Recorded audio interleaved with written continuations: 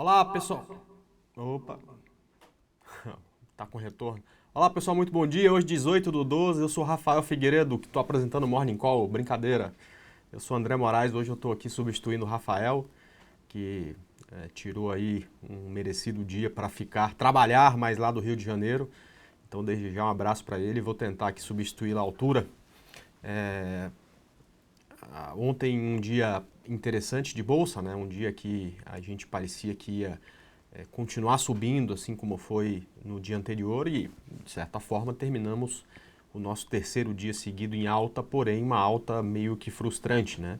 E se o mercado tivesse demorado um pouco mais para fechar, a gente provavelmente teria tido uma queda e não uma alta, até porque o mercado nos Estados Unidos a partir das 5 intensificou muito a queda, e o que parecia provável na hora que deu 5 da tarde, né, se concretizou pouco tempo depois, que é exatamente a mudança aí no rito do impeachment aprovada ontem, né, ou votada ontem pelo STF. Então, isso de certa forma, se a gente levar em conta que o mercado das últimas vezes que a coisa ficou favorável para o impeachment, o mercado subiu, ontem a coisa não ficou favorável para o impeachment e de certa forma seria natural que a gente até caísse um pouco mais, certo?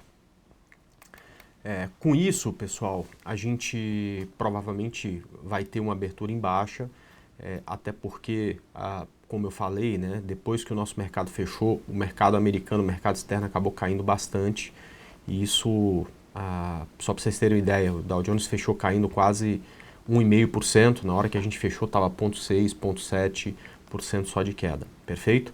E neste momento aí os índices futuros estão também no campo negativo, então muito provavelmente a gente vai abrir em queda, perfeito? Isso de certa forma, só ratifica o que eu acho que tanto o Rafael quanto eu estamos falando aqui todo dia pela manhã, né, que é um momento que a gente deixou de dar atenção para as empresas para ficar se preocupando com política e economia, né? Num determinado momento, muito mais com economia, né? E a gente parou de dar atenção para as empresas para entender todos os passos que o até então novo ministro Levi estava dando em relação ao rumo das coisas, o que o Congresso achava dessas mudanças, se iria aprovar ou não e tal. E de uns 3 meses para cá, a economia foi deixada de lado e a gente começou a ficar com um olhar fixo só na política, né? Isso é até muito pior do que economia, porque de economia a gente ainda entende um pouco. Eu não sou economista, mas entendo um pouco de economia, né? Agora de política eu não entendo nada, não gosto de política, enfim. Mas a gente percebe que aprova uma medida, sobe, não aprova, muda o texto, cai, né? São coisas... e a política, ela muda como nuvem, né? Você olha para a nuvem, ela está de uma forma, você olha para baixo, ela de novo, já mudou tudo novamente. Então, a gente vive um momento muito difícil de mercado. Você tem 2 dias de queda porque uma medida não foi aprovada, depois sobe 2 dias que nem um foguete porque foi aprovada outra, aí depois cai, enfim, vive realmente um momento muito difícil de mercado, e o retrato disso, né, a gente acaba vendo no gráfico. Quer dizer, olha só, vindo aqui para o gráfico, né? Desde agosto, desde setembro, né? Se a gente voltar um pouco desde agosto, né? Desde aquele dia lá que a China amanheceu com a queda bem forte. Então, vamos até pegar isso aqui e aumentar, né? Desde esse de agosto, né? A gente não vai para lugar nenhum, né? Então a gente tem euforia, medo, euforia, medo, euforia, medo, euforia, medo. E nos últimas 2 semanas foi pior ainda, né? Porque aí a gente se mexeu menos ainda, né? Então, é impossível você conseguir, com trades direcionais, fazer dinheiro, né? Ganhou dinheiro desde agosto, setembro, outubro, novembro, dezembro, quem apostou na consolidação, né? No mercado não saindo do lugar, né? Isso acontece quando você monta, por exemplo, uma estrutura com opções, né? E aí você faz uma estrutura que dá dinheiro se o mercado não mexer, né? Apesar disso, você tem ativos com muita volatilidade, você tem ativos subindo com força, é o caso, por exemplo, de Embraer, de CETIP, de algumas outras, de hipermarcas. Quer dizer, não estou nem falando de ontem e de antes de ontem, senão alguém vai falar, mas Embraer caiu ontem, eu não sei o que. Estou falando de movimento, né? Nos últimos meses, esses ativos têm tido movimentos bem fortes, e você tem ativos que têm tido movimentos também fortes de baixa, como é o caso, por exemplo, da siderurgia, de Vale, né, de mineração, e graças também à queda no preço das commodities, principalmente minério de ferro, no caso da Vale, também no caso das siderúrgicas, e do petróleo, e aí atrapalhou também bastante a vida da Petrobras, né. O que você não tem é unidade, né, e que é o que o mercado precisa para se mexer. Eu já falei bastante disso aqui com vocês, né. Quando você olha na sua grade de cotações e a tela está toda verdinha, muito provavelmente a gente tem a possibilidade de ter um dia de alta forte. Se essa tela verdinha se repetir por vários dias, aí a gente tem um movimento bonito de mercado, é nesse movimento que se ganha dinheiro. Mas acontece também de ter, em alguns momentos, a tela toda vermelha, né? Aí você tem provavelmente um dia bonito de queda. E se isso se repete por vários dias ou várias semanas, você tem um movimento lindo de queda, é ótimo se aproveitar desses momentos e tal. Bom, enfim, o que a gente não tem nos últimos meses é exatamente essa unidade. A gente não consegue repetir uma sequência de 10 pregões olhando para uma mesma direção, né? Então você começa um movimento de alta hoje, você compra 3 ações, esse movimento acaba amanhã. Se você fizer uma operação que dure mais do que um dia, você acaba saindo no prejuízo ou com um lucro muito pequeno. Você começa uma operação de venda, cai hoje, você até se alegra, como foi, por exemplo, na terça-feira, né? A gente sugeriu algumas vendas, como por exemplo em Brasfoods ou o GPA, e aí o mercado cai um dia, você fala, beleza, agora vai. No dia seguinte sobe tudo e você sai ou no 0 a 0, com lucro pequeno, ou estopando a operação, né?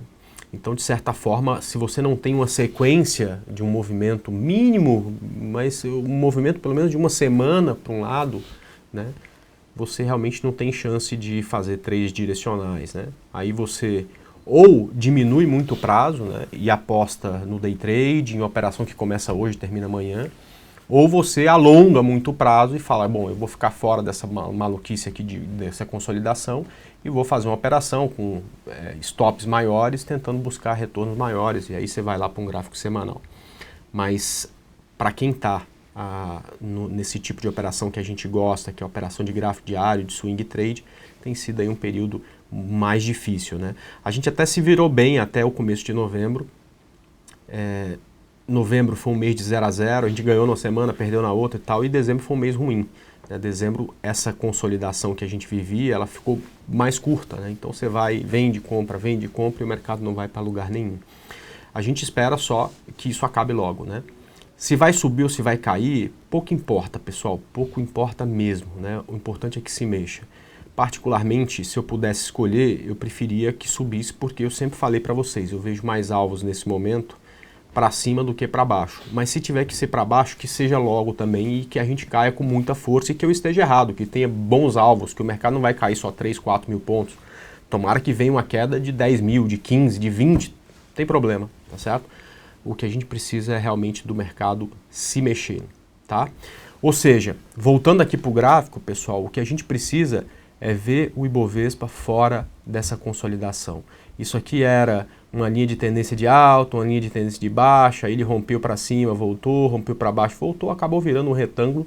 Ou seja, é um gráfico aí que não tem direção, tá? A gente não consegue olhar para isso e enxergar qualquer outra coisa que não seja uma grande consolidação de um mercado indeciso, não sabe se sobe, não sabe se cai. E, enfim, você não tem nenhum sinal de fato aí que te diga antes desse rompimento qual que é o mais provável, tá? Agora a gente pode até olhar e falar, bom, é mais provável romper para baixo porque está mais perto do fundo, assim como 2 semanas atrás estava mais provável, 3 semanas romper para cima porque estava mais perto do topo. Agora, o que a gente acaba chegando à conclusão de que ninguém, né? A gente sempre tem aquela coisa, que os tubarões, os grandes investidores, eles sabem o que vai acontecer, eles manipulam o mercado, mas, gente, ninguém sabe o que vai acontecer. Infelizmente, tudo isso, né, depende de uma decisão política, né? A gente tinha até o início da semana algumas variáveis que precisavam ser exterminadas, né, e foram exterminadas. Por exemplo, na quarta-feira, tanto eu quanto o Rafael, na verdade o Rafael fez aqui o morning call dele e depois eu fiz a abertura de mercado pouco depois e a gente falou a mesma coisa, olha, achamos que o Brasil perde o grau de investimentos hoje. Aí eu cheguei na sala lá e fui lá, Rafael, cara, eu vi você falando, você também tá achando que perde o grau de investimento hoje? Acho, não tem jeito e tal, não sei o quê. E só que achávamos que ia acontecer depois do pregão. Eu falei, poxa, hoje é um dia que eu vou embora mais tarde para casa porque eu quero ver o noticiário depois das 6. E já 3 horas da tarde a gente já tinha perdido o grau de investimento. Pronto, é uma variável a menos. A gente sabia que isso ia acontecer, a gente só não sabia quando. Aconteceu, acabou. Ninguém vai ficar mais especulando em relação a isso. Outra coisa era importante, né? Era essa alta dos juros nos Estados Unidos começar, né? Porque isso era uma coisa já chata, né? Putz, toda a conversa que a gente tinha era, mas quando o juro nos Estados Unidos começar a subir, o dólar vai disparar, vai para 10 reais, a bolsa vai cair e tal. No mesmo dia, na quarta-feira, deu 5 da tarde, saiu lá a decisão do Fed, aumentaram os juros, 0,25, era o que todo mundo esperava, e mais uma vez, naquela ladainha que vai acontecer, o mundo vai acabar, vai bombar, vai cair. Aconteceu nada, o dólar ao invés de subir caiu, a bolsa ao invés de cair subiu e tá tudo certo, né? E a variável que eu acho que é muito importante, na verdade, para o país, né, é exatamente o que vai acontecer com a política, né? Independente do que vai acontecer, o que a gente espera é que seja logo, que isso passe, que a gente volte a olhar para as empresas, tá ok? Então, independente se vai ter impeachment, se não vai ter impeachment, se vai ser isso, se vai ser aquilo, quem vai... A gente precisa saber logo as regras, perfeito? Porque eu não me importo com que jogo eu vou ter que jogar. Eu vou me adaptar a ele, eu tenho certeza que eu vou me esforçar muito para sair bem. Eu só preciso saber quais são as regras do jogo. A gente hoje não sabe quais as regras do jogo político, a gente não tem todas as definições que a gente precisa para saber quão seguro é o mercado, qual tendência a seguir, que empresa que vai ser beneficiada, que empresa que vai ser prejudicada, e é isso que a gente precisa entender para que a gente passe de novo a dar atenção só para o gráfico, não precisa ficar o dia inteiro esperando sair notícia, que a gente não precisa passar o dia inteiro na Infomoney vendo que hora que o cara vai votar para ver que... Cara, isso é terrível, né? E disso a gente entende muito pouco e é muito mais fácil quando a gente consegue se concentrar pro cara do curto prazo só no gráfico, o cara do longo prazo só no fundamento e acabou. Bom, às 9 horas da manhã, geralmente esse horário... o ING16, né? O índice mudou esse horário, o mercado já está abrindo e abriu aí com gap de, como a gente tinha imaginado, né? Abriu aí com gap para baixo, o gap aí de 1,5%, ou seja, é de se imaginar que o mercado abra caindo isso e o dólar WDO FUT e o dólar amanhece subindo 1,32%. Tá tudo certo, né, pessoal? Estranho seria se o dólar não subisse, estranho seria se a bolsa não caísse, né? Então, era disso que era para se imaginar enfim, foi isso que aconteceu. Vamos encerrando o Morning Call por aqui e daqui a 1 minuto eu volto para fazer a abertura do mercado. Geralmente é o Rafael que termina agora e eu começo depois. Semana passada ele me substituiu e hoje, felizmente, estou tendo o prazer de substituí-lo. Então a gente encerra aqui e volta em 2 minutos. Um abraço, pessoal. Até daqui a pouco.